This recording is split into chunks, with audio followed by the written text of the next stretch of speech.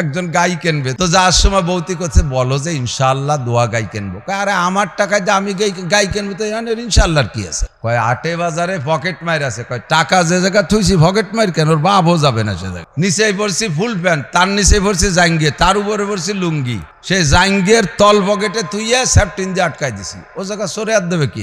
চোরের কাছে মারে ভাত আছে, টাকা কোন জায়গা চোরে জানে। গাই একটা দাম দর ঠিকঠাক করিয়া এর ভিতরে হাতে দেয় যে গোবর মাহানো। ওই চোররা মাহাজ চোরে কাকা কাকা পকেটে হাত দিয়ে নাতে গোবর আসেন দোয়াই দিই। 5-7 চোর একসাথে কলের দ্বারে নিয়ে একজনে কল চাপে, আর কয়জনে দুইজনে হাত ধোয়, আর পিছন দিয়ে দুইজনে অপারেশন করে। কুজো হাত ধরছে, তল ভাসতে কাটি বাড়াই নিয়ে গেছে। হাত ধুয়ে পকেটে হাত ধরছে, তল দিয়ে হাত বাড়াই গেছে। গাই কিনতে না বাইরিয়া বাড়ি চলে আসছে। বাইরে আইসে দরজা খটখটাচ্ছে। বৌতি কয় কে? এখন কয় ইনশাআল্লাহ আমি। কি খবর গাই? কয় ইনশাআল্লাহ কিনি নেই। কেন কেনে না? কয় ইনশাআল্লাহ টাকা চোরে নিয়ে গেছে। এখন সব জায়গায় ইনশাআল্লাহ।